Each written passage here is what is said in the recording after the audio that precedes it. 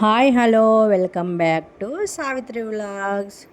ఈరోజు వీడియోలో ఒక మంచి హెల్దీ అయిన పచ్చడితో మీ ముందుకైతే వచ్చేసాను. అదేంటంటే నల్లేరు పచ్చడి అండి.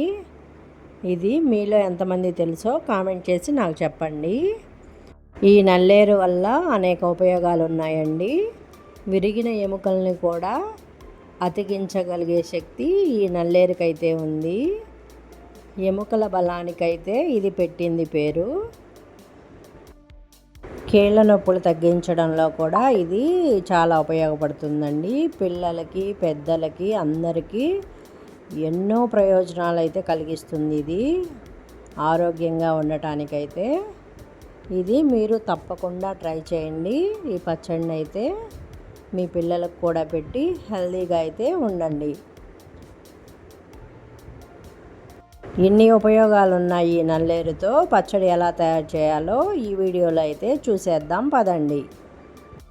నల్లేరుని తీసుకొని ముక్కలుగా అయితే చేసుకొని ఇలా పీచు అయితే తీసేయాలండి. పైన పీచు అనేది ఉండకూడదు ఏమీ. వీడియోలో చూస్తున్నారు కదా, ఈ విధంగా అయితే తీసేయండి. లోన పప్పు మాత్రమే మనం పచ్చడికి వాడాలి. ఈ పైనది వేసామంటే కనుక మనకి పచ్చడి పీసు పీసుగా అయితే వస్తుంది. అందుకని శుభ్రంగా అయితే పైది మొత్తం పీల్ చేసేసుకొని తీసుకోండి. నల్లేరు తీసేటప్పుడైతే చేతులు దురద వస్తాయండి. ఆ దురద అనేది రాకుండా ఉండాలంటే చేతులకి కొంచెం కొబ్బరి నూనె అయితే రాసుకొని తర్వాత తీసుకోండి. చూడండి, ఈ విధంగా అయితే పీల్ తీసుకోవాలి. తీసుకున్న తర్వాత వీటిని ముక్కలుగా చేసుకొని శుభ్రంగా కడుక్కోవాలి. వీడియోలో చూపించినట్లుగా అయితే మీరు ముక్కలుగా చేసుకోవాలి.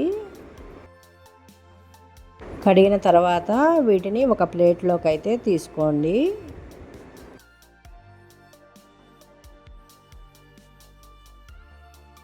తర్వాత నల్లేరుకి సరిపడా పచ్చిమిర్చి అయితే తీసుకోండి. ఇక్కడ నేనైతే 8 పచ్చిమిర్చి అయితే తీసుకున్నాను. మీరు మీ స్పైసీకి తగ్గట్లయితే తీసుకోండి. ఇంకా ఒక టమాటా అయితే కట్ చేసి తీసుకున్నాను. ఇప్పుడు స్టవ్ మీద ప్యాన్ పెట్టుకొని ఆయిల్ వేసుకోవాలి.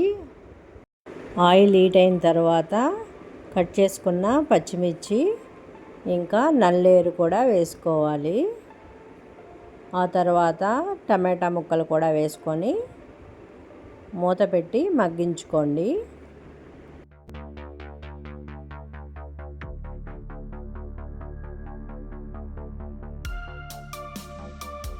మధ్య మధ్యలో మూత తీసి కలుపుకుంటూ ఉండాలి. ఈ నల్లేరు పచ్చడిని మనం ఎండుమిర్చితో అయినా చేసుకోవచ్చండి. ఇంకా కొబ్బరి కూడా వేసుకొని రకరకాలుగా అయితే చేసుకోవచ్చు. ఆ రెసిపీస్ అయితే త్వరలో పోస్ట్ చేస్తానండి, తప్పకుండా చూడండి. ఇంకా చూడండి, నల్లేరు అయితే మగ్గిపోయింది. టమాటాలు కూడా మెత్తగా అయిపోయాయి. ఈ విధంగా అయితే మగ్గితే సరిపోతుంది. స్టవ్ ఆఫ్ చేసుకొని ఇప్పుడైతే కొంచెం చింతపండు అయితే దీంట్లో వేసుకోండి. ఈ వేడి మీద వేసుకుంటే చింతపండు బాగా గ్రైండ్ అవుతుంది. ఇవి పూర్తిగా చల్లారిన తర్వాత ఒక మిక్సీ బౌల్ అయితే తీసుకోండి. దాంట్లోకి ఈ నల్లేరుని వేసుకొని సరిపడా ఉప్పు అయితే వేసుకోవాలండి. ఉప్పు వేసుకున్న తర్వాత జీలకర్ర కూడా వేసుకోవాలి. ఇప్పుడైతే చిన్నులపాయలు అయితే వేసుకుంటున్నాను. వీటన్నిటిని కలిపి గ్రైండ్ చేసుకోండి. చూడండి, నల్లేరు పచ్చడి అయితే రెడీ అయిపోయింది. స్మెల్ అయితే చాలా బాగా వస్తుందండి.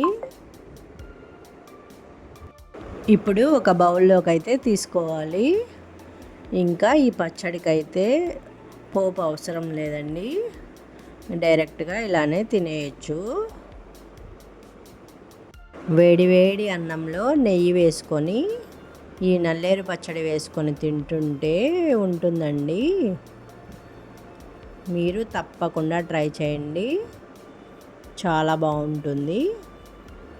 ఈ వీడియో కనుక మీకు నచ్చితే తప్పకుండా లైక్ చేయండి, షేర్ చేయండి, సబ్స్క్రైబ్ టు సావిత్రి వ్లాగ్స్.